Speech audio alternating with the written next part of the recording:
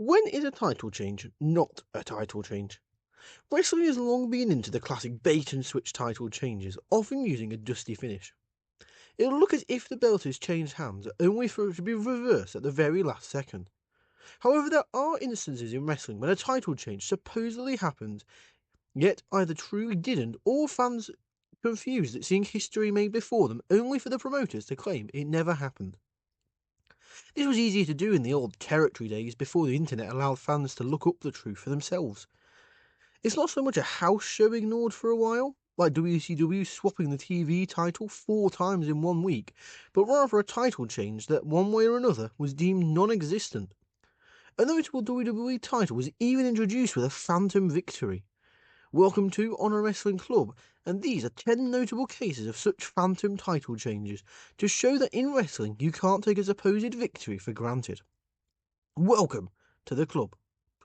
Now, in at number 10, we have the first United States title win was a fake, as Harley Race got it off a fictional note.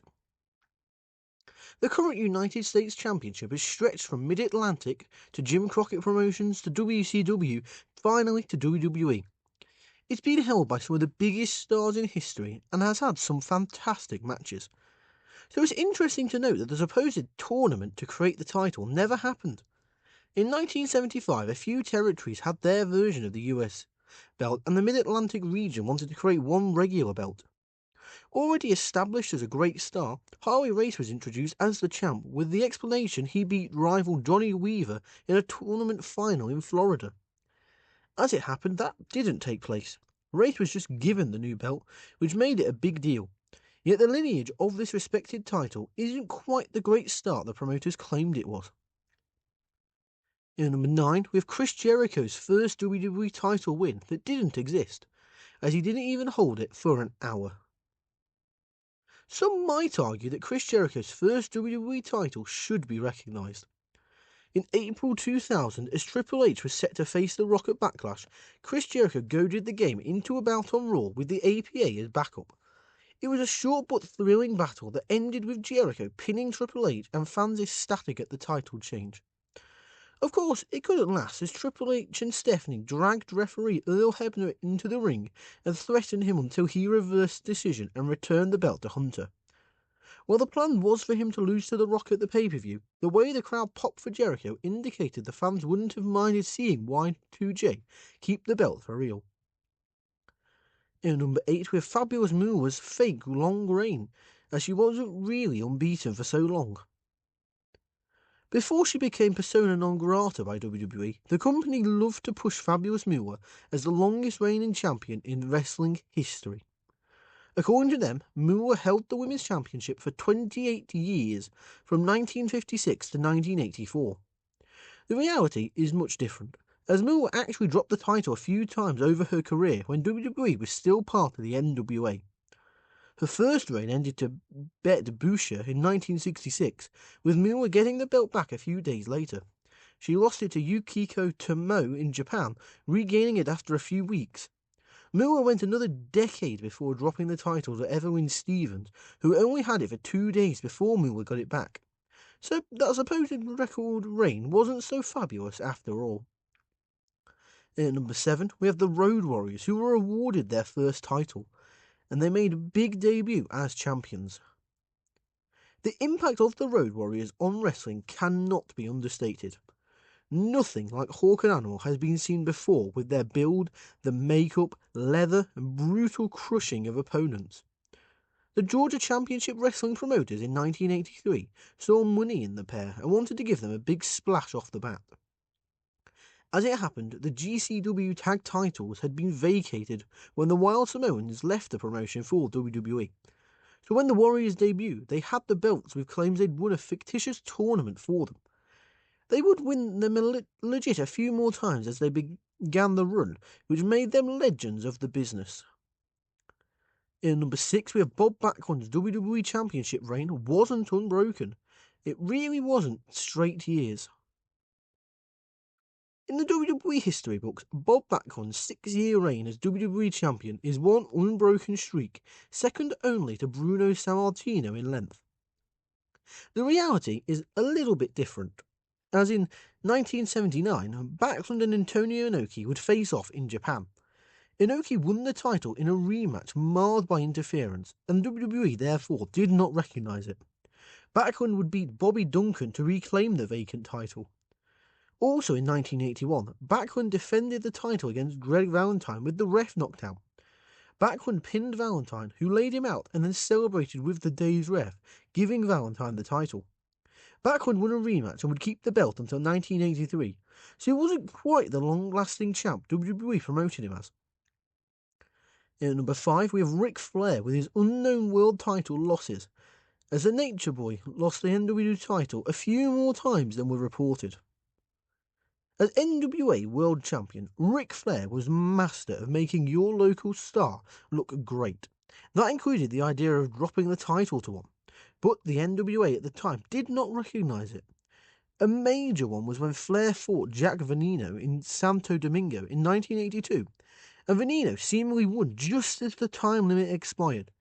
The crowd was so ecstatic that Flair seriously worried a riot would break out if it was to announce that there was no title change, so he let Veneno keep the belt with the later explanation he didn't want to defend it outside his own country.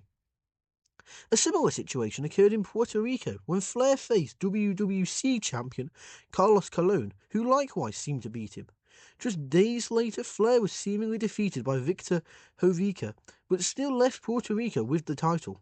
To top it off, Flair and Harley Race traded the belt during a tour of New Zealand and Singapore in March of 1984, with neither recognised. So Flair's supposed record number of title reigns actually have a few added on. At number 4, we have Black Bart, who ended up world champion at random, as Chris Adams' legal trouble was elevated this mid-carder. In 1986, World Class Championship Wrestling made a huge move by breaking away from the NWA and becoming their own promotion. Rick Rude was the first WCCW World Champion before losing it to Chris Adams, who was intended to be the star. But Adams got into some legal hot water with an altercation on an airplane that had him facing jail time. As having their champion on trial was a bad look, WCCW had to get the belt off of Adams. Of all people, veteran mid-carder Black Bart was chosen as champ, and it was explained that he'd won it off Adams in a non-existent match in California. In many ways, WCCW never recovered from this bad move, as a choice of champ, and how he won it got this fresh start off on the worst possible footing. In number 3, we have the Rock and Roll Express, who won the tag titles in a non-title bout, as Rick Rude's departure forced this swap. Another title switch necessitated by unforeseen events took place in early 1987. Rick Rude and Manny Fernandez had been NWA World Tag Team Champions as an offbeat pairing, yet they made it work.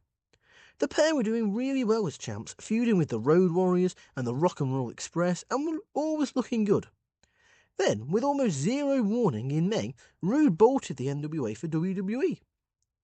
Jim Crockett worked quickly, using a non-title match between the teams with new commentary that seemed to be the Express winning the titles. It was a crazy bit, but needed, as Rude not even jobbing the title on his way out meant the RNR's fourth title reign never had a legitimate start. In number 2, we have the Rockers, who did win the tag team titles. However, one rope break ruined their reign. One has to wonder what might have shifted for the careers of Bret Hart and Shawn Michaels if not for one rope break in October of 1990. There were plans for the Hart Foundation to split up, with Bret being pushed into singles work. With the Rockers such a hot team who had won respect over the years, having them beat the Harts for the belts worked out with plans for the Rockers to drop them to Power and Glory at WrestleMania. At a Saturday night main event taping, the Rockers appeared to win the belts in a 2 out of 3 falls match. However, the match was marred by a rope break that made it look bad. So, while the Rockers had the belts, it was later reversed and the match never aired. For some reason, the planned title swap never took place, with the Foundation keeping the belts until WrestleMania. So if not for that rope break, the Rockers might have gotten those much-deserved titles. And at number 1, we have the famous tournament in Rio de Janeiro, which saw Pat Patterson being given the Intercontinental Championship. In his autobiography, Pat Patterson tongue-in-cheek stated he couldn't remember winning the first Intercontinental title in 1979, so I must have had a good time at the victory party. He had been a North American champion when he debuted with the title on TV. He explained that he'd been part of a tournament of various champions in Rio de Janeiro and had managed to come out victorious. Of course, there was no tournament, as WWE felt the Intercontinental title sounded better than that of North America. Rio was chosen as it was too far away for fans of the time to look up the truth. They kept up the ruse for a while, yet it's always true the fabled inaugural IC tournament never really took place. But there you have it, there's our list. So what did you think? What is your favourite Phantom title change of all time? Be sure to let me know in the comments down below. If you've enjoyed this video, be sure to give it a thumbs up, click the subscribe button and the notification bell to make sure you never miss out on any of the fun content we produce here for you at Honor Wrestling Club. Be sure to let me know any thoughts you've got on wrestling as a whole in the comments down below. I'll be more than happy to respond to them. If you've enjoyed this video, be sure to share it around with your friends and family, and be sure to check out our other videos as well. Go on, you'll enjoy them. But as for now, I'd just like to say thank you for watching, and welcome to the club. See ya!